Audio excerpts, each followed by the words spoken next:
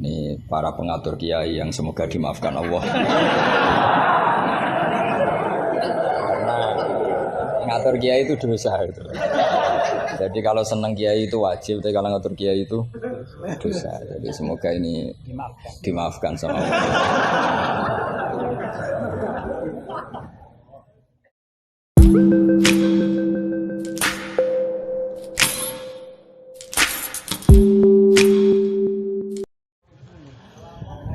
Sahabat-sahabat sekalian yang berbahagia, rasanya sulit untuk memperkenalkan siapa beliau.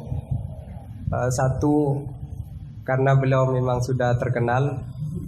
Saya selalu bersyukur kepada Allah Subhanahu wa Ta'ala yang telah menciptakan YouTube, yang memungkinkan orang-orang yang tidak dilirik TV bisa masuk ke sana, sehingga kita bisa mengambil banyak manfaat dan ilmu dari beliau. Ya, beliau sangat terkenal sekali ya kalau di YouTube. Saya lumayan sering mengikuti pengajian dari Kiai. Cuma kalau boleh kritik langsung kritik aja ya Kiai. Jangan terlalu banyak jawanya.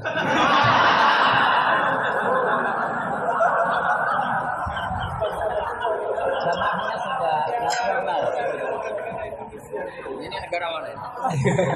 Ini bukan negara Madura ya. Dan setiap kali nonton YouTube, seringkali seperti kebiasaan para penonton yang biasa, yang lumrah, saya selalu biasanya melihat komentar-komentar duluan. Biasanya komentar orang bodoh itu jauh lebih mengasihkan daripada orang alim. Jadi sedalam apapun penjelasan dari Gus Baha atau dari kiai-kiai kita, tetapi kemudian dikomentari oleh orang bodoh di bawahnya, itu menjadi tiba-tiba sangat menarik, lebih menarik. Salah satu komentar yang saya ingat adalah penjelasan goblok gitu. Dan O-nya itu sampai 3 loh Gus. Selepas kasus Gus Wafik, katakanlah kalau itu kasus ya, itu kan langsung dikasih tanda silang. Nah konon berikutnya adalah kiai yang sedang hadir kita ini. Itu sudah siap diincar, akan dikasih silang juga ya. Mudah-mudahan hafizahullah. Tapi semoga Allah selalu menjaga beliau, disehatkan terus, amin. Sehingga kita bisa banyak terus berdiskusi dengan beliau. Jadi tadi di WA itu beliau katanya mau hadir di sini dan saya kebetulan ditunjuk tolong jadi moderatornya katanya. Temanya apa? Temanya fikih dan tafsir. Saya takut kembali apa tafsir dan fikih. Takut ada bedanya. Jadi tapi ngomong-ngomong Mahat Ali di sini jurusan fikih dan usul fikih. Tapi bagaimanapun saya persilahkan kepada Gus Baha untuk memilih tema suka-suka.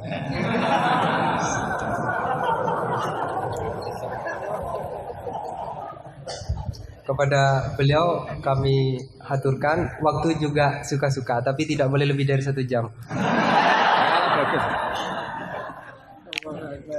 Assalamualaikum warahmatullahi wabarakatuh. Rabbi zidni ilma warzuqni fahma amin ya rabbal alamin. Allahumma shalli wa sallim ala sayyidina Maulana Muhammadin wa ala alihi wa sahbihi ajmain, amma ba'du. Ini para pengatur kiai yang semoga dimaafkan Allah. Karena ngatur kiai itu dosa itu.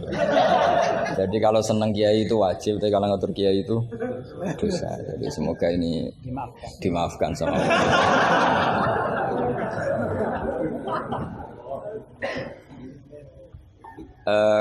Tentang ini kan jurusannya fikih. Jadi tentu fikih atau usul fikih itu semuanya diambil dari Quran.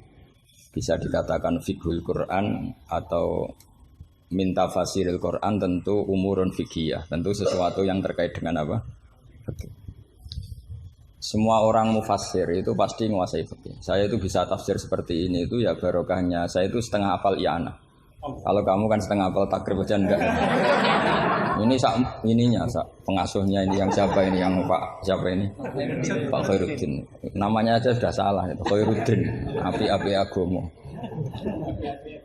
Jadi kalau kamu mangkel sama Khairuddin bocah kok nakal gitu. Itu kalau diterjemah api-api agama kok nakal gitu. Jadi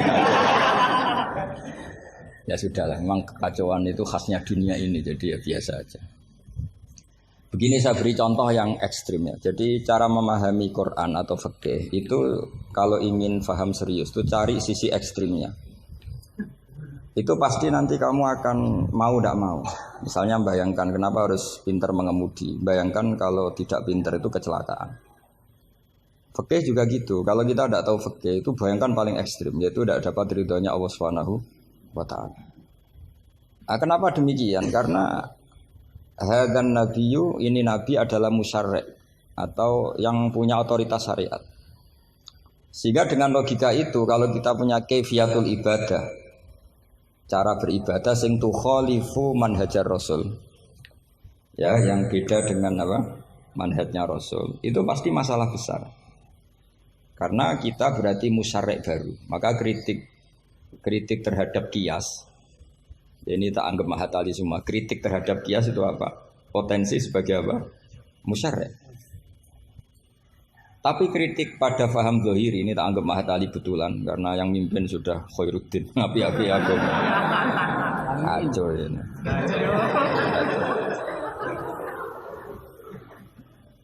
Jadi misalnya begini. Sesuatu yang sama itu kadang berdasar riwayat itu ketentuannya beda. Misalnya kalau kita pakai urutan dosa akbarul kabair, satu itu al-isyrak billah, kedua adalah qatlul mu'min, ketiga adalah az-zina. Tapi kadang-kadang untuk mengisbatkan seseorang musyrik atau mengisbatkan seorang itu sebagai qatil, itu saksinya tidak sebanyak zina. Logikanya kan semakin akbar, semakin saksinya lebih banyak. Tapi kadang secara riwayat tidak. Sehingga apa yang dikatakan agama? Menurut ahli hadis, ad-din huwa riwayah. Kalau menurut ahli hadis, agama itu riwayat. Karena kalau kita melogika, takut kita sebagai musyarri', sebagai penentu lain atau rivalitas dari Nabi dalam membuat aturan apa? Syariat.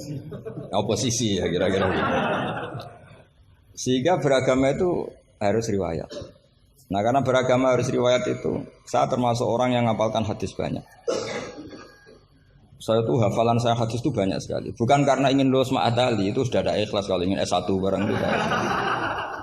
Tapi ya nggak apa-apa, nggak ikhlas juga nggak apa-apa. Semoga dimaafkan Allah. Tapi saya hafal hadis itu bukan niatnya kayak jenengan ingin jadi apa? S1 terus guru TPQ nanti itu ketemu banyak ustazah yang cantik, itu enggak benar itu niat itu. Tapi memang aturannya seperti itu. Saya beri sekian contoh. Kalau agama itu tidak selalu mengikuti logika kita.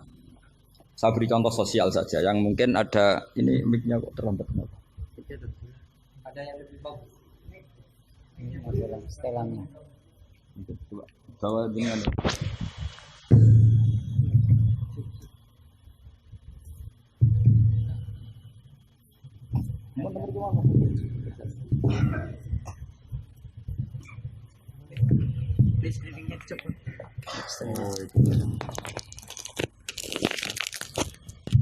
Amin Gus. ini pengatur ya. Ini ikhlas. Oh ini ikhlas katanya. Bismillah saya teruskan. Saya memberi contoh logika sosial karena ini yang paling mungkin dalam perdebatan ijtihad. Kalau ubudiyah kan kita sudah taslim ya, cara sholat pasti seperti itu. Tapi saya beri contoh sosial. Menurut Anda jujur itu baik apa enggak? Kita pasti mengatakan jujur itu baik. Tapi kebaikan jujur menurut agama itu harus berbasis halal dan haram.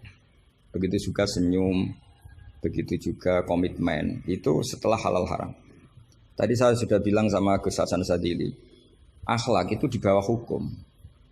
Andai kan senyum itu ibadah, itu orang-orang nakal yang rayu lelaki hidung belang, itu semuanya tukang senyum.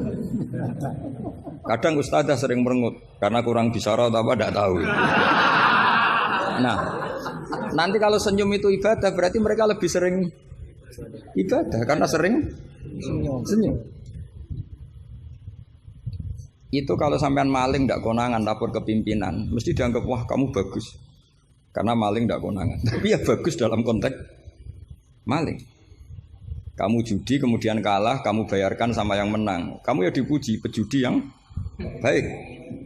Karena berkomitmen.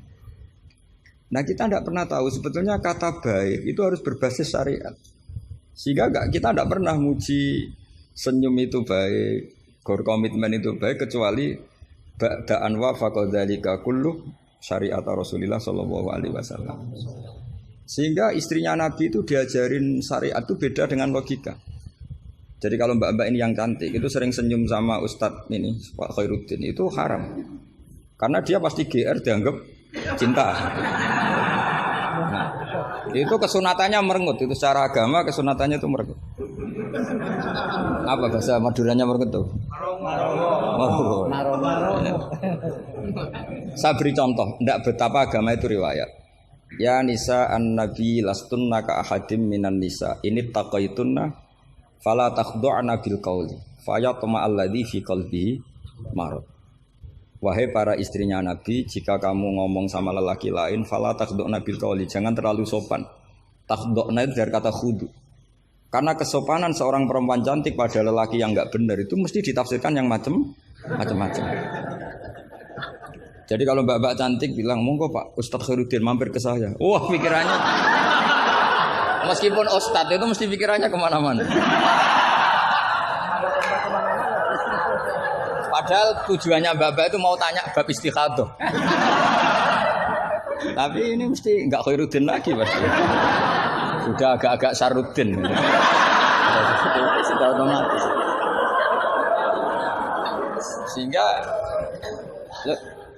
Sehingga aturan Quran jelas. Kebaikan khudu, kebaikan sopan itu harus ada ukurannya. Karena takutnya faya toma alladzi fi qalbihi marad. Orang yang hatinya sakit melihat senyumnya perempuan yang niatnya sopan sekalipun ditafsirnya yang macam-macam. Itu juga fiqhul Quran. Makanya basis kita adalah mengenali fikih itu halal haram dulu secara riwayat. Seorang lagi secara riwayat, jangan secara akal. Kalau selalu pakai akal, mungkin kita naif. Misalnya begini, ayam yang menurut misalnya pakar kesehatan dianggap terindikasi flu burung. Sementara bekecot yang menurut madzhab Syafi'i haram, kemudian malah ditetapkan sebagai makanan bergizi. Andai kan kamu jadi mufti yang mengikuti ilmu ahli gizi atau kedokteran, kamu mengatakan apa coba? Terus kamu sok ahli usul fikih karena Mahatali baru masih seneng-senengnya dalil al-hukmu yaduru ma'ilatihi wujudan, masih amatiran masih. Wah ini bekecot ini illatul hukmi sudah naf'u ya, memberi manfaat. Yang sementara ayam itu doror karena apa? Mengandung apa? Flu burung. Wah berarti yang bekecot halal, yang ayam haram. Kalau kamu bilang gitu kan taqabbala wa minna minkum. Bisa dicoret dari daftar dai.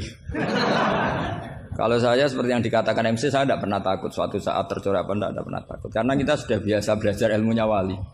Artinya belajar ilmunya wali ya nomor satu cari ridhonya Allah. Saya tidak pernah ingin terkenal.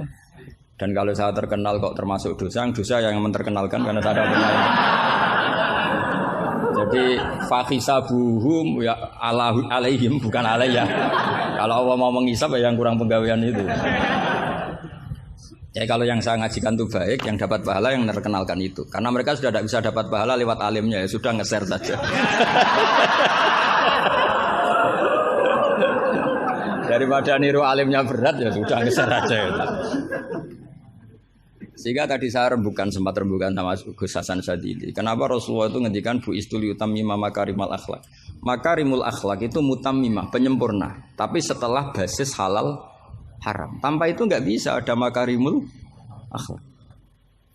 Apa artinya senyum sebagai makarimul akhlak dilakukan fasikoh yang menggoda lelaki.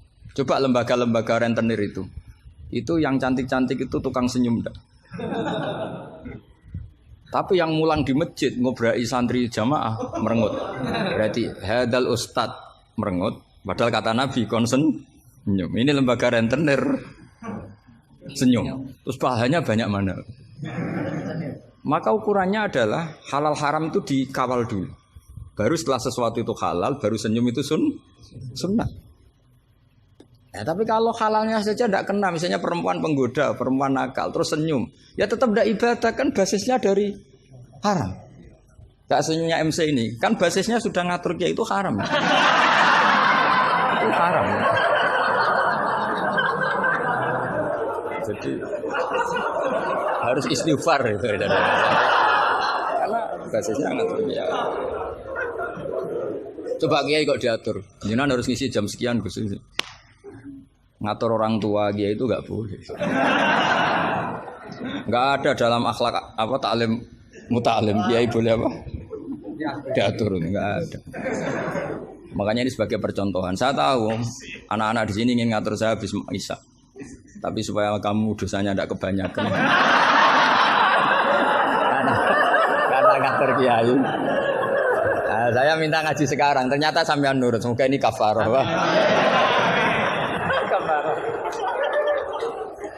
Nggak rileks saja karena khasnya ngaji santri itu rileks. Mulai dulu lama kalau ngajar tuh ya rileks. Saya masih ingat jawabannya Mbah Mun. Aku itu sering dikritik orang. Kata Mbah Mun, saya sering dikritik orang kalau ngaji itu guyon. Kamu tahu kan Syekhina Kiai Mbah Mun kalau ngaji kan sering guyon. Banyak kiai khusyuk yang kritik saya. Kiai kok kalau ngaji guyon. Kata Mbah Mun gini, yang nggak bisa guyon itu karena ilmunya pas-pasan. Jadi melihat kitab itu sudah meruntus itu, sudah grogi. Jadi nggak ada waktu untuk guyon. Jadi roh kitab, apalagi dilihat orang banyak, ilmunya kan pas-pasan. Itu pasti nervous dulu itu. Jadi justru kiai guyon itu bukti alim karena masalahnya selesai. Lo coba kalau kamu udah alim ngaji, mbok ahli guyon kayak apa bisa guyon ndak? Oh meriang ini ya jibu taya jubu ini. Sudah pusing. Ini ala kulli mukallafin apa mukallifin sudah pusing lagi. Lama-lama tadi, faman mau kote sapane wong saroko nyolong sapa man albedo tangi anduk. Sampai muridnya bingung. Pak, saya punya anak endok.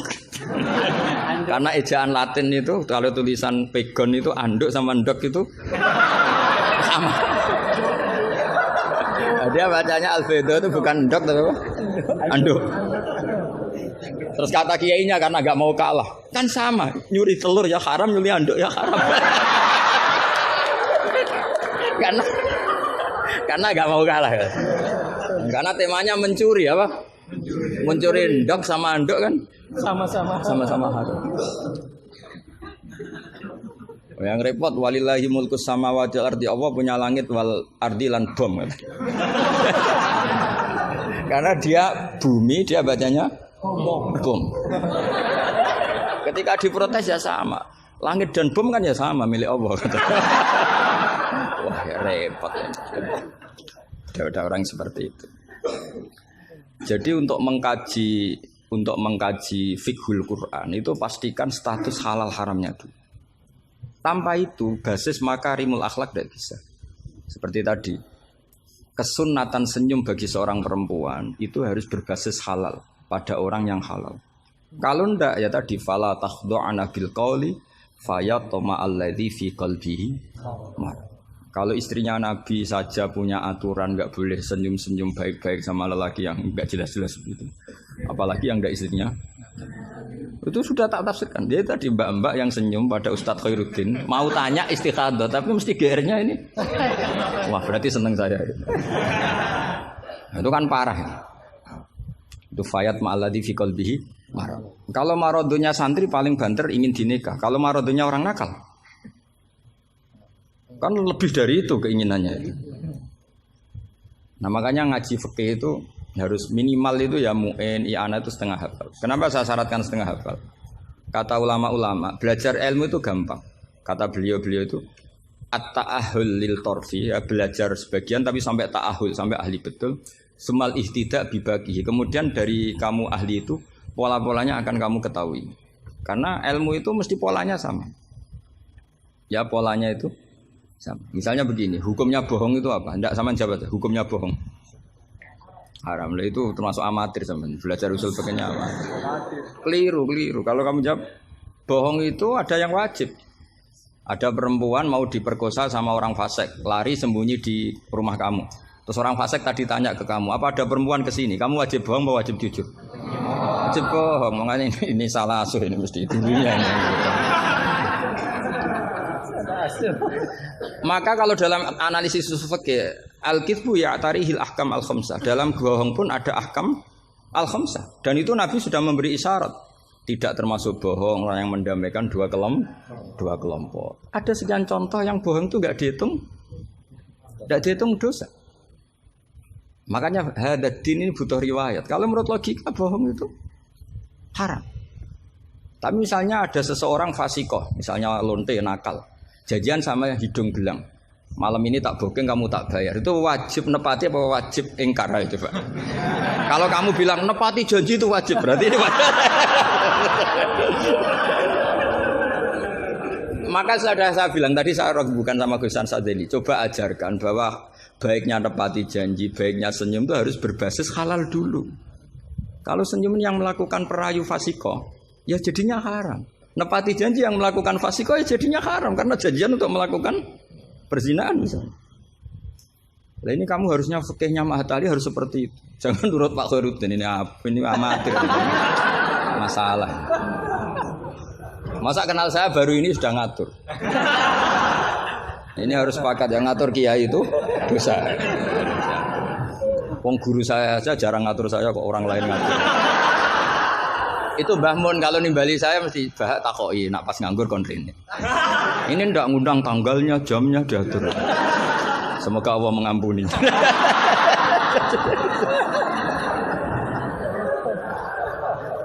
Ndak supaya Anda sadar bahwa di balik aturan-aturan prosedur juga aturan etika bainal ulama. Oke, aturan prosedur saya harus ngisi jam sekian. Itu aturan prosedur. Tapi aturan prosedur ini tidak mengalahkan hukum taklim mutaklim. Makanya semoga ngerubah jadwal ini bagian dari kafarah ya. Amin. Saya teruskan ya. Jadi fikih itu harus Anda itu harus setengah hafal. Ya minimal takrib muin. Nah, barokahnya setengah hafal ini kamu punya basis. Basis kalau basisnya kuat nanti bisa ihtidak ila bagihi. Misalnya begini, kalau kamu maknani qasrus sholat itu apa? Coba, tidak jawab saja, meskipun amatir jawab saja. Qasrus sholat, apa gurunya yang tak tanya? Nanti kalau nggak tahu malu kan? Ya kalau murid nggak bener kan pantas. Meskipun nanti nggak bener saya nyalakan gurunya juga. Coba jawab, qasrus sholat itu apa coba? Loh iya, maksudnya gimana?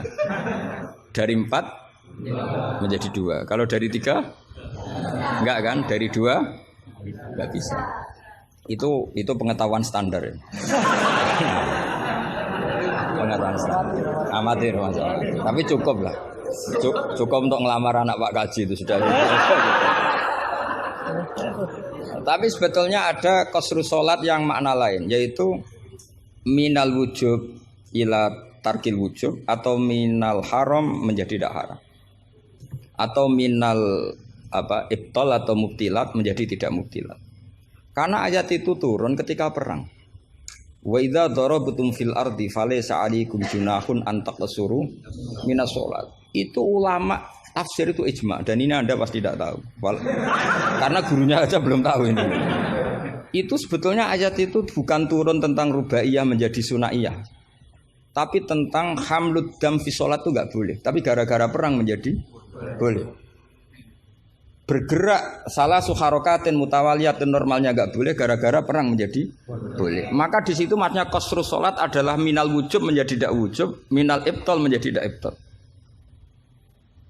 Tapi kan kita kan dari dulu belajarnya amatiran gini. Jadi ya sudah qasrus salat pokoknya papat jadi 2. Itu sudah pinter, sudah pinter. Makanya di antara terusannya ayat itu kamu harus membawa pedang.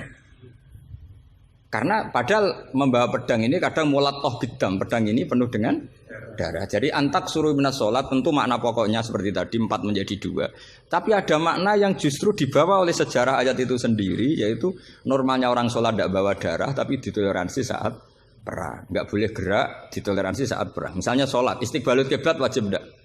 Wajib. Tapi fi syiddatil khaufi wajib enggak? Enggak. Nah, itu ya qasrus sholat namanya. Jadi kosru maknanya mencendak, memperpendek dari syarat misalnya 100 atau 10 menjadi tinggal 4. Jadi kosru itu misalnya syara itu sihati sholat 10 gara-gara sidatul khauf menjadi 4. La minas asroh ilal arba'ah ini juga kosru. Paham tak ya? Enggak, kalau ilmu yang kelas tinggi nerangkan ustadznya. Nanti muridnya tanya ustadz. Jadi artinya apa? Kamu bisa memahami gitu tuh kalau mutabakhir bil arabiyah, karena dari awal maknanya qasr itu nyendak. Nyendak itu bisa tadi dari syarat 10 menjadi 4. Itu juga qasr. Coba dalam sholat sidatil khaufi yang dikurting berapa coba? Yang didiskon. Bisa gerak lebih dari 3 kali. Boleh hamlun najasah yaitu hamlut dam. Boleh tidak istiqbalul kiblat. Bahkan mungkin boleh ngomong dengan kadar yang penting untuk keselamatan orang Islam. Misalnya ada orang Abu Jahal mau bunuh Ustaz Khairuddin, kan bahaya bagi agama ini. Kalau Khairuddinnya meninggal, terus kamu bilang, ya Ustaz, memperingatkan dia supaya tidak dibunuh. Nah, kalam seperti ini juga tidak membatalkan sholat, karena tidak dianggap ajnabi. Meskipun ini sangat mufhim, bukan sekedar karena beberapa kalimat. Nah seperti ini itu namanya juga qasr sholat. Tapi kita kadang-kadang terjebak. Qasr sholat itu maknanya ya dari rubaiyah menjadi sunnahnya. Tapi kalau kamu nanti ngaji tafsir, ya maksudnya yang sekelas ini ya jangan hanya tafsir Jalalain, itu nggak ada. Nanti kamu protes, Gus Pak sudah tak cari di Jalalain nggak ada. Ya mesti nggak ada. Ya minimal ya tafsir yang 10 jilid. Yang belinya saja sudah susah apalagi bacanya.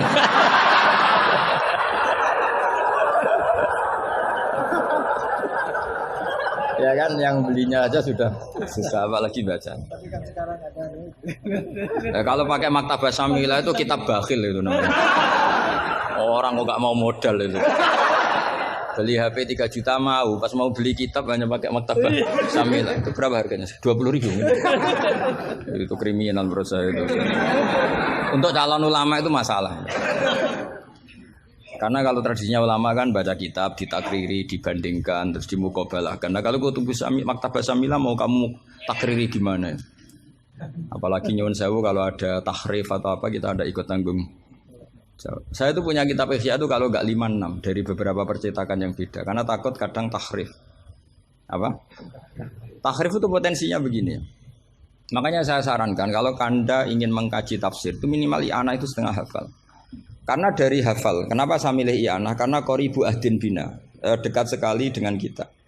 Misalnya sanad saya, Mbah Mun, Mbah Karim, Mbah Hashim pernah ngaji Syekh Mahfud Termas ngaji Sayyid Abi Bakar Sato, Sahibul i'anah. Kalau saya sanad dari keluarga saya, malah mbah saya kandung, itu pernah ketemu sama Sayyid Abi Bakar Sato, pernah ngaji. Kalau sanad guru memang saya harus muter sampai 5. Di sebelah kiri juga sama. Mbahnya istri saya namanya Mbah Murtado sama mbahnya Mas Kamil itu pernah ngaji Sayyid Abi Bakar Sato. Sama saya tak cerita. Misalnya begini, ada kitab itu membuang la, dengarin ya, membuang la. Itu kalau Anda yang hanya belajar di Mahatali seperti ini, mungkin buang la itu aneh karena la itu kata inti, tidak itu kan kata inti. Tapi di orang Arab buang la itu biasa. Jika tafsir Jalalain selalu mengatakan la uqsimu bihadzal balad, la uqsimu biyaumil qiyamah, la zaidatun, la difonis ya zaid. Wong la itu maknanya tidak kok dikatakan zaidah. Karena memang dalam muhawaratul Arab atau muhadatsatul Arab, mereka bilang la wa. Orang Arab itu kalau bilang wa itu enggak marem kalau tidak dimuqaddimai la wa. Sehingga la difonis zaidah. Tapi problem dikatakan zaidah begini, apa betul iya? Karena kebalikannya juga ada. La itu ada tapi di lafaz tidak ada. Maksudnya di lafaz tidak tertera. Misalnya wa'alal ladzina yutiqunahu fidyatun ta'amu miskin. Coba kalau kamu maknani tanpa la. Orang yang mampu puasa pun enggak maknani tanpa la. Makanya tadi mukadimah saya kan kalau ingin belajar ilmu cari sisi ekstrimnya. Misalnya kalau kamu kangkang itu jelek, bayangkan kalau untuk cah jelek, tahu-tahu anak kamu jelek banget gitu. Itu kan cari sisi ekstrimnya. Itu kan tahu-tahu anak kamu nyesal punya bapak dan ibu kamu. Karena sekali pesek keriting, bojomu ya pesek keriting, terus anakmu kayak orang Afrika. Nak lanang rapo terus wedok. Itu kan kamu ikut dosa. Karena membuat generasi yang enggak laku rabi gara-gara salah. Ikut dosa. Makanya sebetulnya kalau nuruti logika cawe wedok untuk calon lanang elek agak sunat karena nolong merubah. Agak sunat sebenarnya. Tapi bisa saja cowoknya ini yang haram karena memperburuk. Karena biasanya kalau yang sahabatnya besar itu yang jadi. Karena yang wedok cantik, yang lanang jelek kan yang semangat yang lanang. Biasanya anaknya mirip bapaknya. Nah, itu masalah kan enggak. Itu kalau menurut di fikih itu logika, tapi fikih kan enggak logika juga apa? Riwayat. Saya teruskan ya. Kalau Anda tahu di fikih yang boleh fidyah itu kan az-zamin orang yang lumpuh atau asyekh. Asyekh sing marot sing la yurja buruhu. Saya ulang lagi, kalau kita ngelotok fikih yang boleh bayar fidyah itu siapa? Orang yang sudah lumpuh atau syekh orang tua yang enggak mungkin sembuh lagi, maka dia dianggap enggak mampu puasa diganti fidyah. Karena ada kepastian fikih demikian sehingga ketika kita baca ayat wa'alal ladzina yutiqunahu tetap kita baca la yutiqunahu. Kenapa kita tahu itu? Karena basis fikih kita cukup. Meskipun tidak ada la tapi basis kita mengarah ke la. Berarti yang menentukan kamu alim itu basis fikih apa basis lughat? Basis fikih. Kebetulan secara lughat disahkan. Apa bukti disahkan secara lughat? Ada kalimat biasa yang tidak ahkam syariah tapi buang la. Tawahi tafta'u tazkuru Yusuf ela tafta'u tazkuru Yusuf. Ketika Nabi Yakub sampai setengah buta, kata anak-anaknya, sudahlah bah, kamu itu terlalu selalu ingat Yusuf. Tawahi tafta'u ela tafta'u, artinya ada membuanglah di dialog-dialog biasa. Kalau dalam dialog biasa bisa dibuang, maka dalam hukum juga bisa dibuang. Kayak wa'alal ladzina yutiqunahu fidyatun ta'am miskin ela yutiqunahu. Ada lagi contoh yang mesti membuang lah. Ini mujma'alah pasti. Maksudnya secara makna pasti mujma'alah.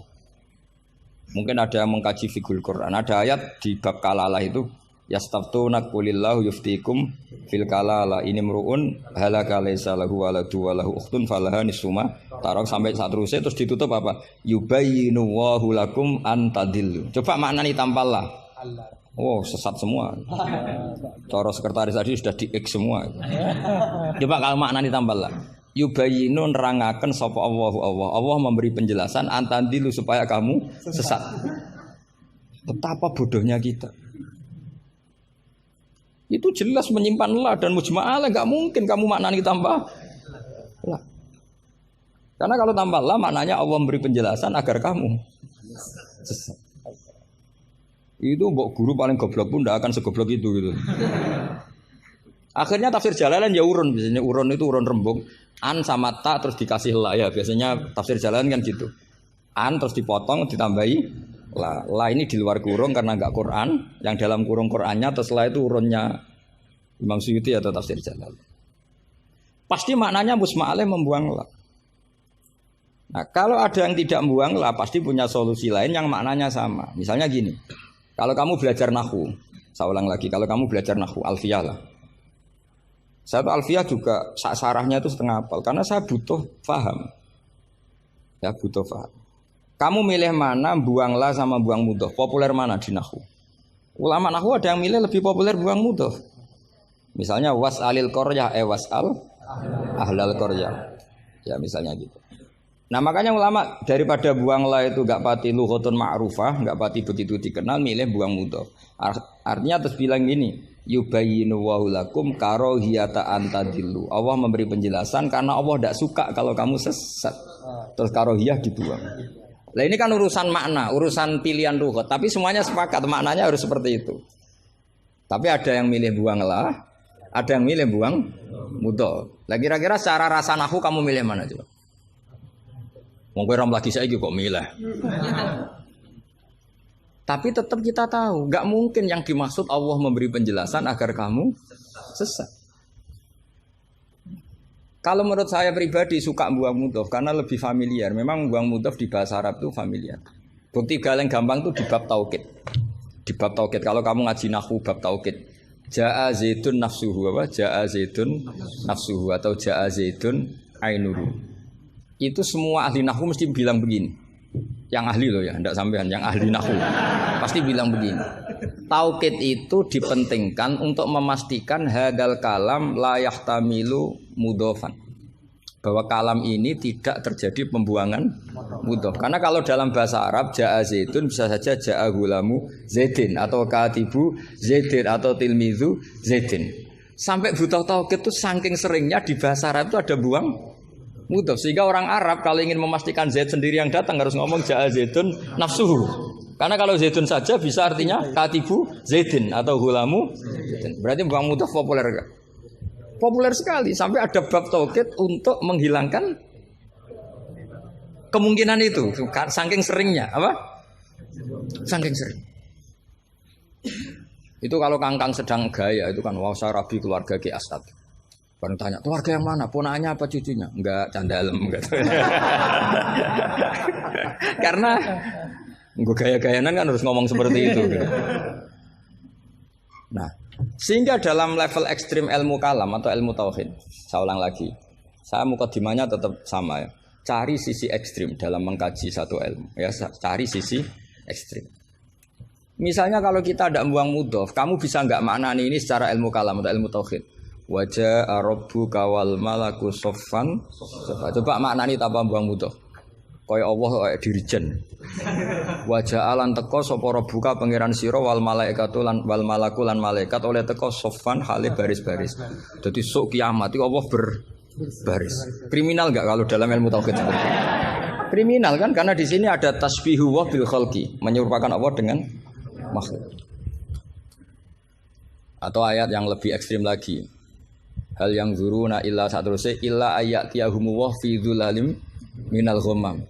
Allah datang di segumpalan awan. Coba kalau maknani tanpa buang mudhof. Berarti kan ada takayuf. Ada takayuf membayangkan Allah itu kayak makhluk. Jadi bayangkan kiamat Allah baris di depan sebagai pimpinan garis, terus malaikat di wong ayat terus dalile qala ta'ala wa ja'a rabbuka wal malaku. Iku salah maknane tak goblok wonge kan gitu mesti orang itu. Sehingga mau tidak mau kita takwil. Rabbuka di sini rasulu rabbik. Sama lihat di tafsir-tafsir ahli sunnah wal jamaah. Rabbuka rasulu rabbik atau amru rabbik. Saat itu datang perintah Tuhanmu yang mengharuskan para malaikat berbaris. Bukan Rabbuka dengan arti zat. Karena Allah sebagai zat la yahullu fi makanin. Allah wajib mukhalafatul hawadits. Nah, kalau Mahatali mau mengkaji fikih itu juga harus mengkaji lughat. Saya itu mengkaji kitab usul fikih banyak, lubul usul, jamul jawami. Itu di separuh akhir pasti tentang lau itu kayak apa, inna kayak apa, ka'anna, ya Mbak. Nah orang kebangetan berarti khatam aja. Karena nggak bisa kita mengkaji usul fikih tanpa tahu aturan-aturan lughat karena ilmu itu didapatkan dari Quran dan Quran adalah wa innahu latanzilu rabbil alamin nazala bihir ruhul amin ala qalbika litakuna minal munzirin bilisanin arabi mubin. Jadi hadal Quran al-lisanul arabi. Kamu enggak tahu lughat enggak bisa. Makanya pernah ada khotib amatir, yang tentu khotib ini amatir. Kalau ketemu saya pasti tak PHK atau tak penjara lah. Bukan sekedar tak PHK tapi tak penjara. Itu ada khotib amatir mendalil ketika khutbah. Yaitu dia mungkin saking gobloknya atau khotib pesenan karena nggak tahu lah pokoknya. Atau ya baru habis dimari istri jadi goblok. Karena penyumbang kegoblokan para kiai itu istrinya kan. Itu sudah jelas. Itu kata Pak Said itu. Mbok kiai pinter kaya apa, profesor pinter kaya apa. Ini kalau kata Pak Hasyim Muzadi itu masyhur ya. Ini ada ponaknya ya. Banyak profesor yang menjadi goblok karena apa? Istrinya. Jadi sudah belajar teori macam-macam pas mau ke kampus dibentak istrinya. Itu sudah di kampus blank. Hilang gitu. Kiai juga gitu, ilmu sudah disiapkan mau dibentak sudah tuntas. Itu saya punya cerita dari bapak. Dulu para kiai itu pernah ngaji di dalam di rumah. Bareng kiai itu biasanya kalau pas latihan kiai itu rezekinya kan belum lancar. Karena ya biasalah diuji sama Allah. Dia agak-agak miskin atau ya miskin betul memang. Itu istrinya kan marah-marah. Ya, karena ngajinya di rumah itu sampai istrinya santrinya itu dengar. Yus kono anakmu pakani kitab. Maksudnya itu. Wong wayahe blonjo kok tetep ngaji gitu. Akhirnya terus kiainya bilang, "Itu ngaji ning pondok, ngaji ning pondok." Jadi kiai ngaji di pondok itu karena tragedi itu awal. Itu awal peralihan dari rumah ke pondok. Semenjak itu kayak jadi mujma'ah kalau ngaji di pondok saja. Ya, karena itu tegangannya lebih aman. Jadi kalau ada kiai kok berani ngaji di rumah jam belanja, apa? Kalau habis sisa nggak keren. Karena istri sudah mandi, sudah aman semua. 6:30 pagi. Jadi kalau ada kiai berani ngajar di rumah jam-jam belanja itu tak puji. Apalagi berani di istri kedua, oh tambah hebat. Tambah hebat. Ya. Ada yang berani? Terus nggak ada masalah? Apa ada masalah disembunyikan? Banyak pasti banyak. Saya teruskan. Di sini ada yang hafal Quran santri kamu? Ada. Gurunya hafal nggak? Itu masalah. Bid'ah itu termasuk. Muridnya hafal, gurunya enggak. Si khotib tadi dalil begini. Wala tangkihul musyrikati hatta yu'min. Yaitu tentu nakah itu hanya muta'addi 5 fulin wahid. Ya saya ulang lagi, nakah itu muta'addi 5 fulin wahid. Yang binafsihi ya. Yang apa? Binafsihi. Kamu harus belajar nahwu. Saya bisa tafsir seperti ini ya barokahnya saya pernah nakriri alfiyah, saya pernah. Sampai sekarang saya itu masih belajar ilal. Kamu jangan kira saya sampai sekarang masih belajar ilal. Karena saya tahu ilmu ini sudah mau mati. Karena yang Mahatali aja tidak mesti bisa, apalagi yang enggak. Padahal maknanya Mahatali itu apa? Kelas tinggi. Buat tinggi bingungnya, buat ilmunya ada tahu. Al-ali fi takhayyur au fil apa ada tahu. Alinya kan kalau dalam ilmu balaghah kalau makmul dibuang itu umum, jadi nggak jelas al-alifi apa kan nggak jelas, karena makmulnya dibuang. Jadi ini bukan saya nggak jelas, memang secara ilmu balaghah gitu. Kalau makmul dibuang itu umum. Jadi harusnya sampean tanya, Pak ini ali apanya Pak? Ali ilmunya apa ali? Karena tadi kadang santri itu nggak berani boyong. Saya pernah punya cerita unik dari Mbah Mun. Kiai itu latihan, jadi kiai itu latihan. Kata Mbah Mun gini, saya itu pernah husnudzon sama santri yang kalau pereinan tuh tidak pulang. Itu Mbah Mun anyaran kiai itu dipuji, wong pereinan kok tidak pulang, berarti capek, sergep itu. Tapi Mbah Mun tuh betapa kecewanya ketika santri itu dipanggil, "Cung, pereinan kok tidak pulang kenapa?" Nah ning omah kan ngarit, Mbah.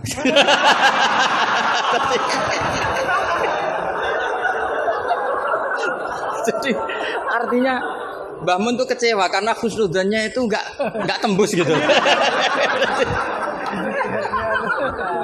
Nah, bisa saja sampai meneruskan Mahatali itu bukan karena nyari ilmu.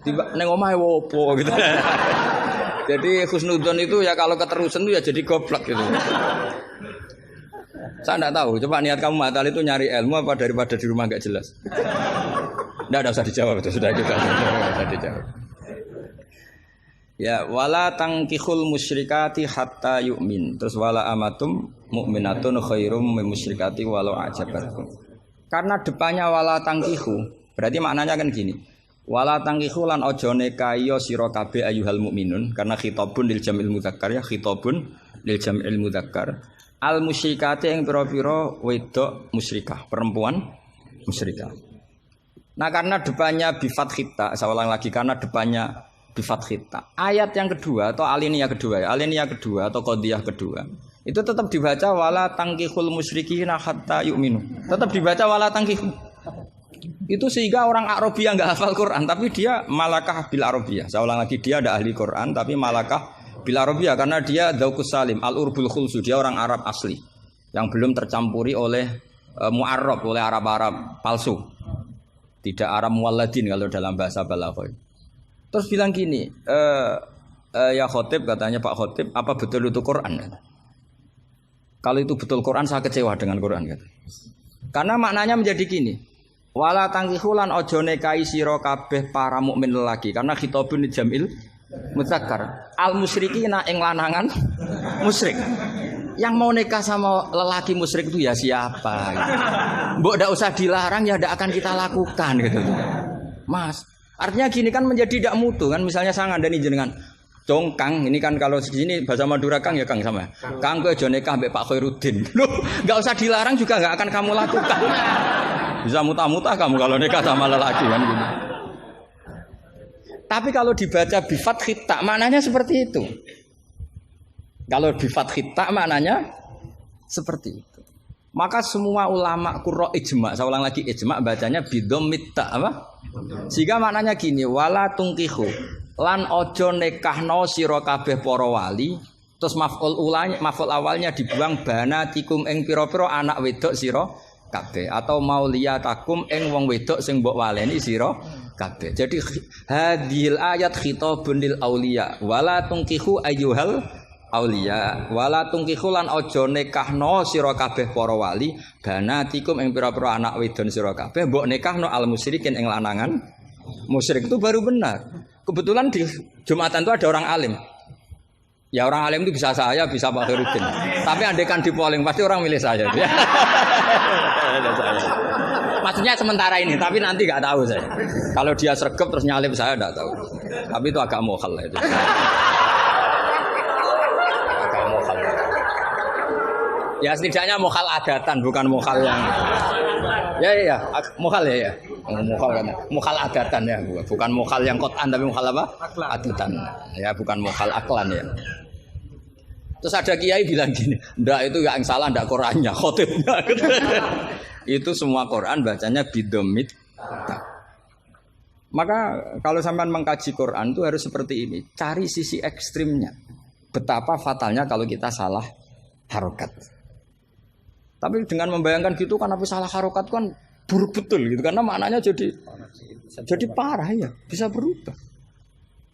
Sehingga kita lah, tapi karena orang kadang wala tangihu itu bi fathita terus belakangnya ikut dibaca wala tangihu. Coba kalau kena adzauqus salim minal urbil khulsi, orang Arab yang masih murni itu iskal betul. Karena maknanya menjadi dan jangan kalian menikah sama lelaki musyrik. Gak ada usah dilarang ya.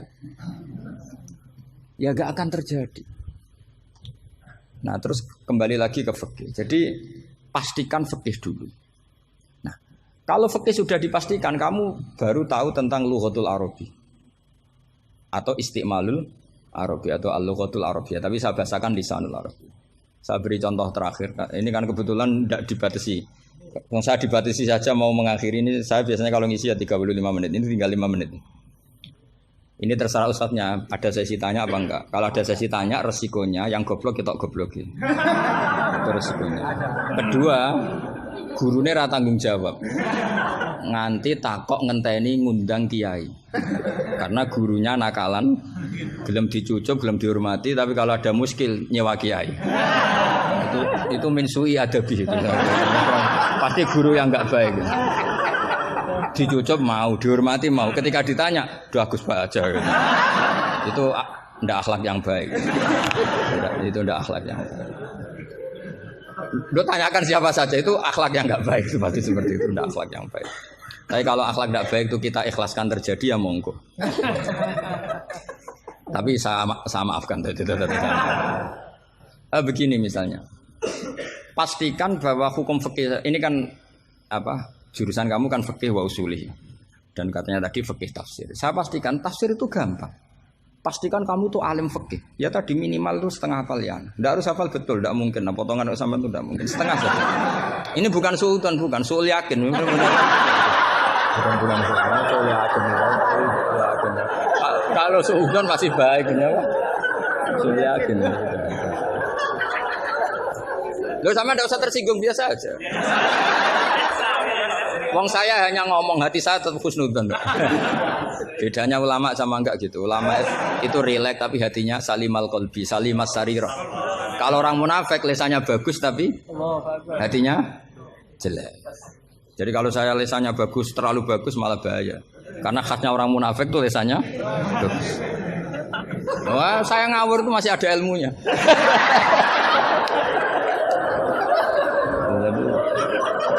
Saya ngawur sama kamu tidak ngawur itu masih benar saya ngawur. Karena ngawur pun ada apa?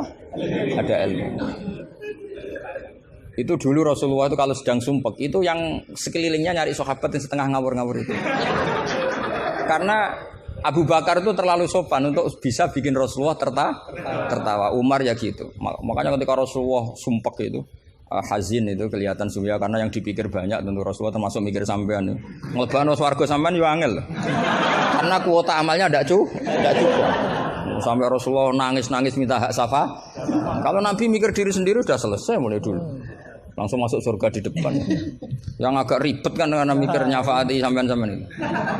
Kalau nyafaati saya agak ribet karena orang hafal Quran sudah dapat porsi sudah. Jadi sudah enggak pati ribet. Yang ribet ini coba sampean atas nama apa coba? Kalau Habib Husain kan atas nama cucunya. Kalau Ustadz Khairuddin atas nama ustadznya. Kalau Mbak atas nama kaum lemah. Kalau sampean coba. Coba atas nama apa tuh? Ustadz Afin ya sudah diikutkan partai lemah aja ya.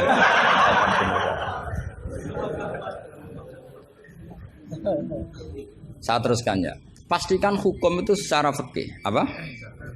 Kalau secara fikih kamu sudah hafal, nanti menakwil Quran, takwil itu bisa maknanya tafsir, bisa maknanya tahmil. Nanti saya jelaskan. Itu pasti gampang. Misalnya begini. Muharramatun nikah itu ada berapa coba? Kan ada 7 yang bin nasab.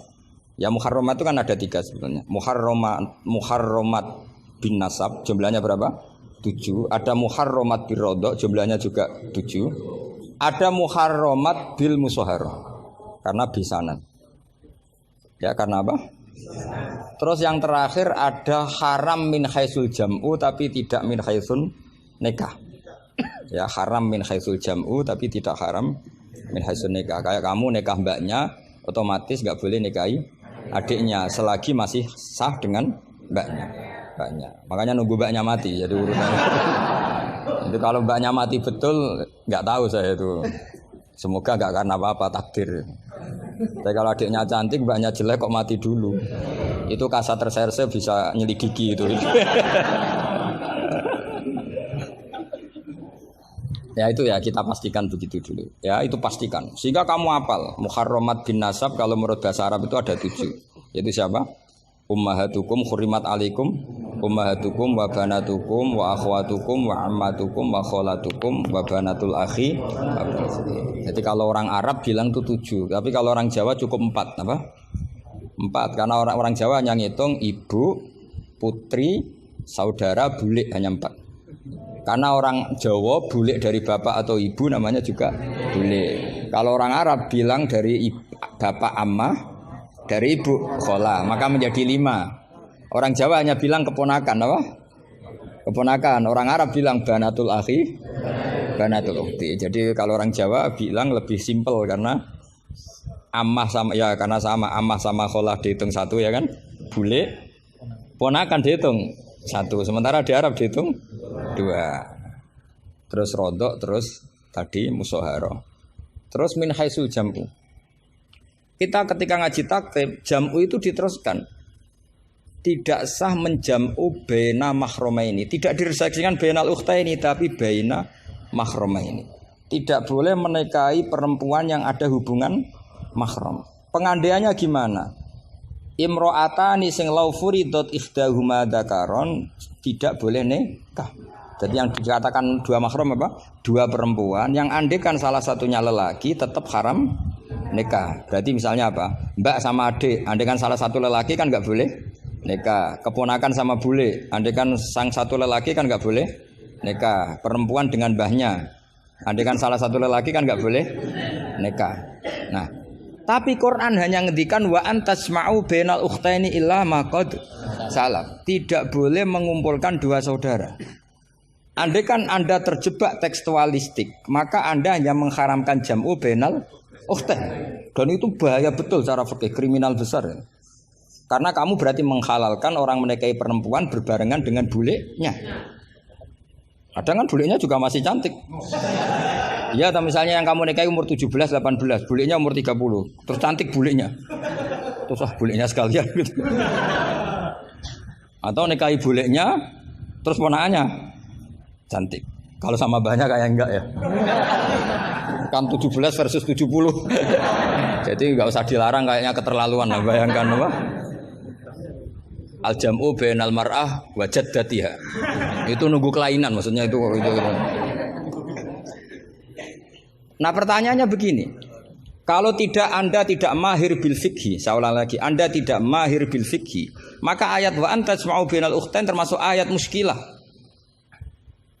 Atau Anda tidak mahir bil fikhi, bahkan Anda ifta secara menyesatkan. Yang haram itu jam'u bainal ukhtain karena itu yang mansus di Quran. Kalau bainal mar'ah wa ammatiyah enggak ada di Quran, wa kholatiyah enggak ada.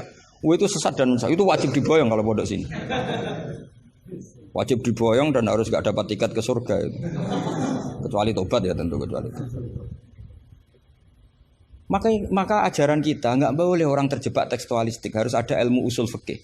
Nah, barokahnya kamu hafal fikih tadi, maka ayat wa antasma'u bainal ukhtain kamu fikih ini min itlaqil ba'di wa iradatil kul. Jadi ketika Allah mengatakan ukhtain adalah melafatkan ba'dun min afrodil muharramat tapi wa iradatil kul. Jadi ukhtain bukan dengar makna dua bersaudara tapi fardun min afrodil jam'i bainal muharramat. Dong ya. Jadi coba artinya kamu bisa maknani itu karena kemahiran dalam fikih sehingga tidak terjebak bainal ukhtain. Makanya zaman Nabi Sugeng itu sudah menambahkan wala bainal mar'ati wa ammatiha wala bainal mar'ati wa kholatiha. Tapi Nabi memang enggak menambahkan wajaddatiha. Karena Nabi tadi itu tahulah kalau itu hanya orang enggak waras yang bayangkan. Kan gak usah dilarang juga pasti orang gak akan melakukan itu. Kan misalnya yang kamu nikah kan rata-rata umur 20, mbahnya umur berapa coba? Ya sudah 70 kan. Gak usah dilarang juga agak kebayang kan. Ya nunggu gak waras dulu kalau sampai kepikiran nikah ibahnya juga itu. Dan mukallaf ini katanya. Nah, jadi saya ulang lagi ya, kalau kamu ingin mengkaji apa? Tafsir ya. Pastikan fikih itu ngelotok andori kolbi. Sehingga lafat-lafat yang meskipun muhim itu memberi salah cipta. Cara kiai kan ini apa kalau muhim? Kiai Jawa maknane muhimun, lafat yang maringi salah cipta. Lafat yang zahirnya itu memberi salah paham. Muhim itu dulu. Ya kayak tadi loh, wa antasma'u bainal ukhtain kan hadil ayat tuhimu seakan-akan yang haram itu hanya jam'u bainal ukhtain. Itu apa kalau bahasa Madura? Apa? Itu bahasa Indonesia, enggak bahasa. Itu bangsa Indonesia, ada bangsa Madura yang menurut bangsa Madura itu. Kalau tadi makna bangsa Indonesia bukan. Pokoknya seperti itu. Jadi kepastian, makanya menurut saya tradisi guru-guru kita ya mulai Mbah As'ad, mulai sekarang ada Gus Azaim, mulai dulu ada semuanya lah, ada Gus Fawaid. Tradisi guru kita ini sudah benar. Orang itu enggak boleh belajar tafsir Jalalain sebelum belajar mabadi fikih, pesolatan, sulam taufik, sulam safinah. Sekarang itu termasuk minal fitan besar, termasuk fitnah besar sekarang. Orang belum belajar apa-apa langsung belajar tafsir. Saya ini kecelok ahli tafsir, tapi belum pernah saya baca tafsir secara masif. Saya tiap ngajar tafsir pasti ngajar fikih. Saya sampai sekarang masih ngajar Muhadzab, ngajar Fathul Wahab. Bahkan kitab terkecil fikih pun saya ajarkan, yaitu Sulam Taufik. Saya ngaji tafsir hanya 2 minggu sekali. Itu pun saya mesti ngomong fikih. Karena takut tadi. Takut orang-orang itu hanya ngomong tafsir, tidak ngomong apa? Fikih. Itu termasuk ngaji khasah tafsir itu mesti ngomong fikih. Bahkan Pak Quraisyihab, Profesor Quraisyihab mengagumi saya dari segi saya selalu ngomong fikih. Karena tadi gak kebayang tafsir ini kalau gak dikawal fikih. Coba misalnya kalau wa antasma'u bainal ukhtain, terus kamu secara lama bilang, oh ini jelas Allah hanya mengharamkan bainal ukhtain. Kalau boleh kan ya masih cantik. Waduh. Itu kalau saya jadi kiainya, saya langsung sujud sama Allah, ya Allah jangan kasih tiket surga. Bukan sekedar tak boyong. Kalau tak boyong masih bagus. Tapi kalau kita ngelotok fikih, secara fikih sudah angzori kolbin pasti tahu. Hadil ayat ini cara balaghah min itlaqil ba'di wa iradatil kul. Jadi ketika Allah menyebut bainal ukhtain mewakili makna bainal mahramin. Apa? Bainal mahramin. Itu kan sama seperti Nabi ketika tawaf cung yo ning Hajar Aswad. Manane ya semua Ka'bah. Ora kok kowe mau bengi Hajar apa? Hajar Aswad. Itu biasa dalam bahasa Arab seperti itu. Sama seperti Nabi, orang baik adalah yang memegangi anak yatim, ngelus-ngelus kepala anak yatim. Kayak ngelus-ngelus tok bisa wong akeh. Maksudnya ngelus-ngelus itu bukti tarohum apa? Sayang lah, sayang itu dibuktikan dengan memberi kebutuhannya. Jadi ngelus-ngelus itu ya sambil ngasih 50.000 atau ngelus-ngelus tok repot. Iki kiai aneh cah yatim dikumpul kok.